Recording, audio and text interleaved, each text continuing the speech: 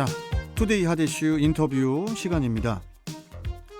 테슬라가 지난해 사실상 미국 전기차 시장을 점령한 가운데 올해 그 현대차 그룹의 반격에 따른 점유율 변화가 주목되고 있죠. 물론 현대차뿐 아니라 글로벌 전통 완성차 업체들도 테슬라 타도를 외치면서 신형 전기차를 속속 출시하고 있다는데요. 올해 자동차 시장의 판도는 어떻게 이루어질지 대림대학교 자동차학과 김필수 교수와 이야기 나눠보겠습니다. 자, 김필수 교수님 안녕하세요. 네, 안녕하세요. 예, 반갑습니다. 지난해에 미국 내 테슬라의 신규 등록 대수는 총 20만 561대로 집계됐다고 해요. 네. 이는 전년 대비 16% 증가한 규모로 전기차 부문 점유율은 79%에 달했다고 하던데, 자, 일단 이 테슬라 아직도 저는 이게 어떤 회사인지 정확하게 저는 잘 모르겠는데, 일단 이 회사가 가진 힘, 네. 테슬라의 힘 뭐라고 보십니까, 교수님께서는? 테슬라 하면은 전기차 혁신의 아이콘이다. 이렇게 이제 불립니다. 혁신의 그게 아이콘. 맞습니다. 이 전기차가 아직은 얼리 어댑터라고 볼 수는 있습니다. 네. 그만큼 아직 내연기관차가 차지하는 부분이 절대 다수인데, 예. 이 전기차의 단점이 급격히 줄어들고 있고, 또 전기차 보급에 1등 공신하면은 바로 테슬라라고 보시면 될 것 같아요. 스타트업으로 시작이 돼서 지난 13년간 적자만 계속 지속되다가 그렇죠. 2019년부터 흑자가 됐습니다. 그러니까 흑자로 바뀐 지 별로 몇 년 되지 않아요. 예. 근데 이 부분이 흑자가 전환되면서 특히 작년에 이 코로나로 인해서 전 세계가 내연기관차가 반토막이 난 국가들이 상당히 많거든요. 그럼에도 불구하고 전기차는 굉장히 잘 팔려서 작년에 전 세계적으로 판매된 게 313만 대인데요. 그중에서 전 세계 약 거의 20%에 이르는 점유율 가져간 것이 바로 테슬라입니다. 그래서 작년에 이 단일, 특히 테슬라 자체가 자동차 제작사가 아닙니다. 근데도 불구하고 자동차를 만들다 보니까 시행착오도 상당히 많이 겪었어요. 예. 그래서 국내에서도 뭐 테슬라 차량이 화재가 생기면서 탈출로를 뭐 제대로 못 찾았다 등등해서 여러 가지 얘기가 많이 나왔었거든요. 물론 아직 버벅거리는 부분들이 있지만은 분명한 것은 세계적으로 테슬라 차량의 이 구입 욕구가 일반 소비자들 사이에서 굉장히 많을 정도로 혁신이다. 그만큼 움직이는 가전제품이다. 움직이는 생활공간이다. 그래서 운전석에 앉으면은 17인치 모니터만 있고요. 움직이는 가전제품이라고 말씀드린 이유가 바로 그런 이유거든요. 또 전기차 전용 플랫폼이라고 해서 바닥에 배터리와 모터를 깔고 위에 덮개만 다르게 씌우게 되면 다양한 차종이 나올 수가 있는데, 그만큼 바닥에다가 배터리와 모터를 깔면 무게중심도 낮아지고 오해 공간도 넓게 쓸 수가 있고, 어떻게 보면은 미래를 먹여 살릴 수 있는 전기차 시작점이 예를 들어서 전기차 전용 플랫폼이다. 그런데 이 전기차 전용 플랫폼을 처음부터 구사한 게 바로 테슬라이기 때문에, 그래서 그래요. 테슬라 차량이 차지하는 의미가 아직도 굉장히 지속적이고요. 특히 OTA라고 해서 실시간적으로 차량의 소프트웨어를 업데이트를 시킬 수가 있어요. 무선으로요.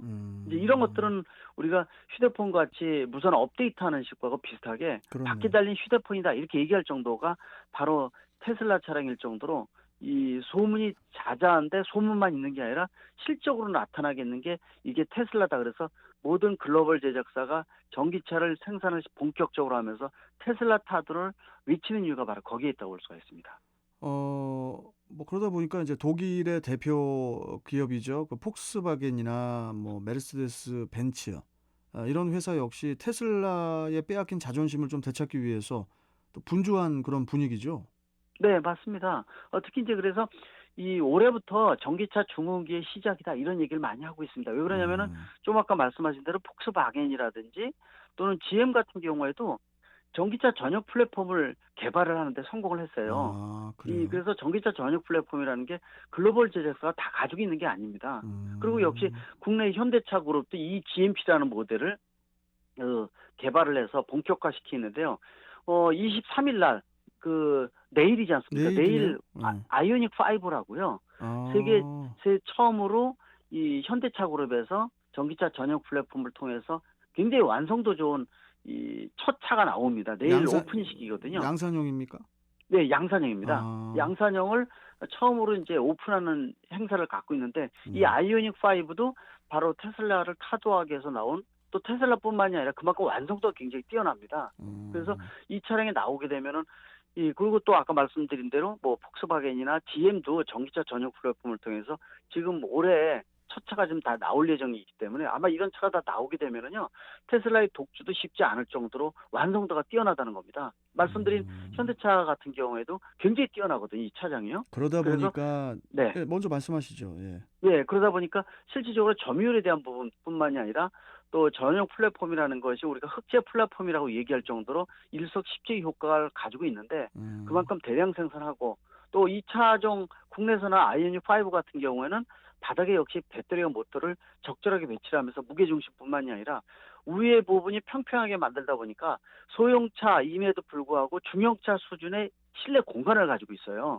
그래서 음. 평평하게 만들 수가 있기 때문에 그래서 움직이는 가전제품의 느낌을 충분히 받을 정도다라는 측면에서 올해의 어떤 전기차의 추세, 흐름을 잘 보시게 되면은 어느 정도 이 테슬라에 대한 부분들이 치열한 경쟁업체가 많이 등장할 것이다 이렇게 피부로 느낄 것으로 보고 있습니다. 이제 조금 한 몇 달 지나면은 이 전기차도 가격 경쟁 서로 회사들끼리 테슬라도 벌써 이제 한 몇 달 후에 또 되게 좀 저렴한 전기차도 내놓는다 이런 소식도 좀 있던데 네. 예 가격이 되게 저렴한 전기차도 나올 것 같아요, 조만간에. 그렇습니다. 특히 이제 종류가 여러 가지가 지금 동시에 나오고 있는데 예. 특히 이 우리나라뿐만 아니라 다른 여러 국가에서요. 올해 작년부터 이미 시행하고 있는 것 중에 하나가 보조금 제도가 상당히 중요한 역할을 하고 있거든요. 음. 전체 이 전기차 가격에서 보통 한 20-30% 보조금을 줄 정도로 굉장히 중요한 부분인데 우리나라에서도 올해부터 본격화하는 보조금의 제도가 차등화시키고 있습니다. 예를 들어서 6천만 원하고 9천만 원의 완충지대를 남겨놔서요. 6천만 원 미만일 경우에는 100% 보조금을 주고 있지만은 6천 이상 9천만 원 미만일 경우에는 아. 50%, 9천만 원 이상은 아예 주질 않고 있습니다. 근데 벌써 이거를 발표하다 보니까 이 테슬라 차량이 굉장히 고가로 받았던 롱레인지 모델이 있습니다. 이 예예. 장거리 500km 가는 거요. 예. 이런 모델들을 실질적으로 가격을 500만 원 이상 낮춰서 5,990만 원을 만들었습니다. 아. 다시 말하면은 보조금을 전체 받기 위해서요. 이 아. 대한민국에서 가격을 크게 낮춘다는 것은 그만큼 이 정부의 정책에 대한 효과가 벌써 선순환 효과가 나오고 있거든요. 이런 부분들은 상당히 좀 가격을 낮추면서 보조금에 대한 중요성, 소비자가 선택하는데 굉장히 중요한 요소가 아닌가 이렇게 말씀드릴 수가 있습니다. 알겠습니다. 자 그리고 이 연초부터 그 세계 자동차 업계를 들썩거리게 만든 소식이 있었잖아요. 네. 그 바로 미국 애플사가 우리나라 현대 기아차와 손을 잡고 자율주행 전기차 그러니까 이른바 애플카를 만든다는 것이었습니다마는 네. 그런데 이제 애플이 언론의 지나친 관심 때문에 없던 일로 하겠다. 이렇게 이제 의사를 밝힌 건데 아니 네. 관심 받으면 좀 안 되는 겁니까? 이게 좀 당황스러워요.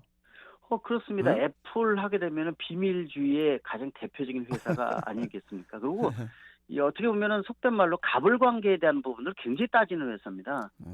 그래서 아이폰 같은 거 만드는 대만의 폭스콘이라는 회사 같은 데는 100% 하청을 주고 있는데 네. 폭스콘에 대한 브랜드 이미지가 그렇게 높은 편은 아니거든요. 네, 네. 근데 똑같은 아이폰 같은 휴대폰을 만들던 관행대로 앞으로 미래에는 이 모빌리티 쪽이 세상을 지배한다라는 즉 무대가 모빌리티 쪽으로 옮겨간다는 측면이 굉장히 중요한 의미를 가지고 있는데 그 스타트업을 끄는 게 이제 애플이거든요. 근데 애플카에 대한 관심이 상당히 높아지면서 이 부분이 수면 위로 올라오다 보니까 우리가 내가 주도해야 되는데 이런 말이 왜 나와 해가지고 이제 이런 부분들 없던 걸로 해라는 것들도 있었고요. 근데 그런 이유뿐만이 아니라 제일 중요한 부분들은 이 계약에 대한 것들을 가불관계를 요구를 하는 겁니다. 근데 그러겠죠. 자동차 제작사 입장에서는 야 이거 우리가 못 틀어 이 자동차를 만들어주면서 가불관계를 하느냐. 특히 탑승자의 안전에 생명에 직결되는 부분이기 때문에 브랜드 이미지를 상하면서까지 하청은 주기 싫어라는 부분이 나오면서 현대차 그룹이 처음에 얘기가 나왔었고요. 현대차 그룹이 그만큼 이제 세계적인 수준으로 전기차 아까 말씀드린 이 GMP 같은 전용 플랫폼을 만들기 때문에요. 예. 그리고 폭스바겐 얘기도 나왔었죠. 닛산 얘기도 나왔었죠. 글로벌 자동차 제작사가 이 애플하고 협상 이 얘기가 굉장히 많이 나왔었는데요. 모두 다 부도가 난 겁니다. 그래서 아. 협상에 대한 부분들이 그래서 결국은 아이폰 만들든 대만의 폭스콘으로 돌아간다는 얘기가 다시 나오고 있는데 예. 이 쉬운 게 아닙니다. 이 지금 테슬라도 10여 년 동안 헤매면서 이 아직도 완전히 해결되는 부분이 없는 경우가 많을 정도로 이 모빌리티 사람의 생명을 담보로 해주는 측면에 있어서는 쉽게 접근하기가 어렵다라는 측면에서 음. 애플카가 나오고는 있지만은 얘기가 나오고 있지만은 쉽지 않을 것이다. 글로벌 제작가 누구도 이거 계약 안 맺지 않을 것이다. 동등 관계 또 코브랜드 같이 공동 브랜드 한다든지 이런 여러 가지 조건을 개선하지 않으면 이건 나오기 어렵다라는 측면에서 음. 이 부분들은 앞으로도 쉽지 않을 것이라 이렇게 예상을 하고 있는데 그만큼 모빌리티는 사람의 생명을 담보로 한다는 거 그리고 물론 미래의 사회가 굉장히 복잡하게 다양하게 변할 것으로 보고 있습니다. 그만큼 위탁 생산해주는 전문 업체도 등장할 것으로 보고 있는데 애플과 같은 어떤 수직 하청 구조의 갑을 관계는 어려울 것이다라는 게 중론이라고 분명히 말씀드릴 수가 있습니다. 아니 근데 이제 그 중론 우리 교수님 말씀하신 그 중론도 되게 중요한 중론이고요. 네. 그리고 또 이제 애플카가 나오기 더 힘들 거예요. 이게 저는 그 쉽지 않을 거라고 봅니다. 왜냐하면은 이 세계적으로 사과 싣고 다니는 차가 많아요. 그게 맞습니다. 애플카인데 뭘 또 애플카가 또 나옵니까? 그래서 나중에는 이제 아마 애플이 본격화 시작했지만은 그 추후에는 뭐 구글카라든지 아마존카라든지 심지어는 이제 국내 LG카라든지 이렇게 예. 위탁 생산해주는 전기차가 많이 등장을 하면서 이 모델의 자율주행 기능을 심어서 각종 비즈니스 모델로 활용하는 부분들. 그래서 우리가 일명 반도체 위탁 생산을 파운드리라고 얘기를 그렇죠. 하는데요. 예예. 자동차 위탁 생산하는 전기차 이 파운드리 업체도 본격 등장할 그러겠네요. 것으로 좀 예상을 할 정도로 변화가 크다고 볼 수가 있습니다. 그러겠네요. 네.